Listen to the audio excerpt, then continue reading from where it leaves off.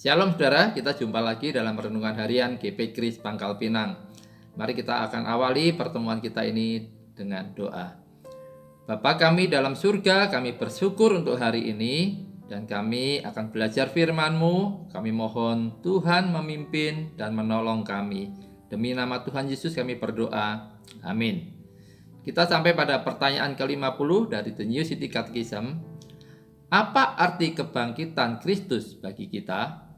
Jawabannya, Kristus menang atas dosa dan maut dengan bangkit secara fisik, sehingga semua orang yang percaya kepadanya juga akan dibangkitkan dalam kehidupan baru, baik di dunia ini maupun dalam kehidupan kekal di dunia yang akan datang.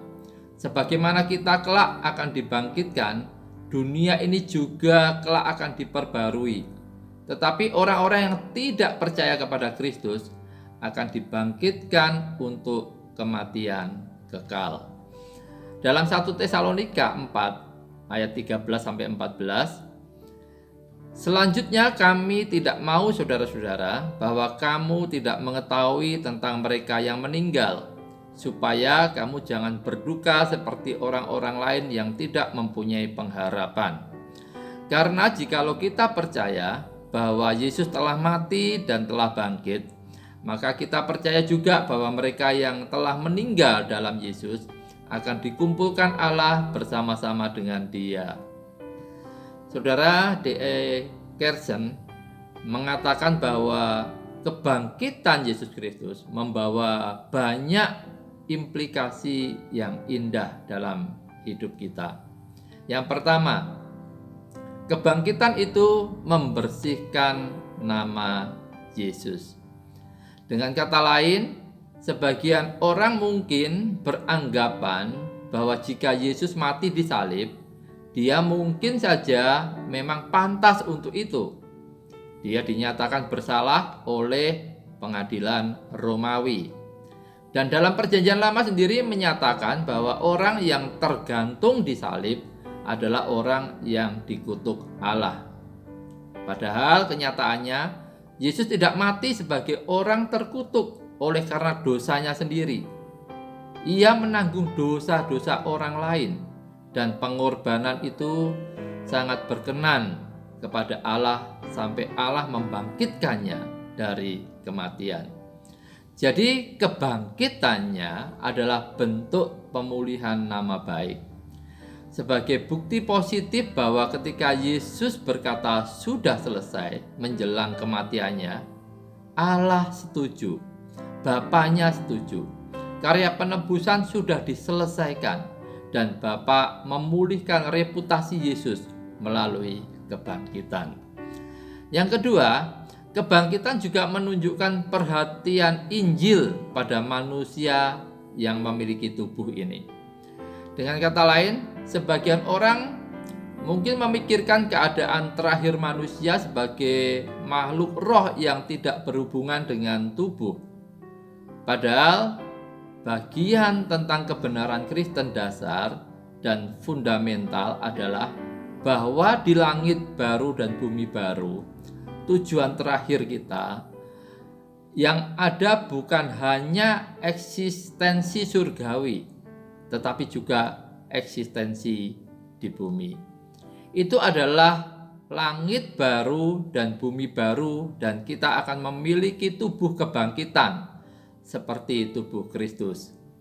Ini salah satu argumen penting dari 1 Korintus 15. Paulus berkata bahwa jika Kristus bangkit dari kematian dengan tubuh kebangkitan yang dapat disentuh dan diraba, dapat diajak bicara, dapat dilihat, dapat benar-benar makan makanan manusia, maka ketika kita mati pun akhirnya kita akan dibangkitkan pada akhir zaman. Kita akan memiliki tubuh kebangkitan seperti tubuh kebangkitan Kristus. Itulah destinasi kita. Jadi kebangkitan Kristus adalah buah sulung dari yang seringkali disebut sebagai kebangkitan semua orang mati pada akhir zaman.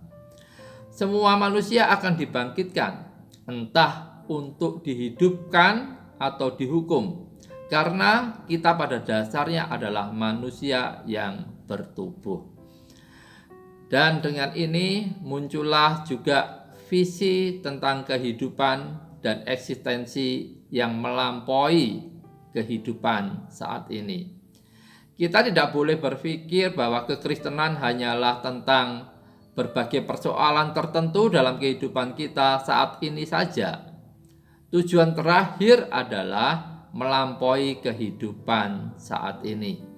Ketika kita makin lanjut usia, makin banyak rambut yang rontok, dan makin sering merasakan nyeri sendi atau kita mengalami demensia.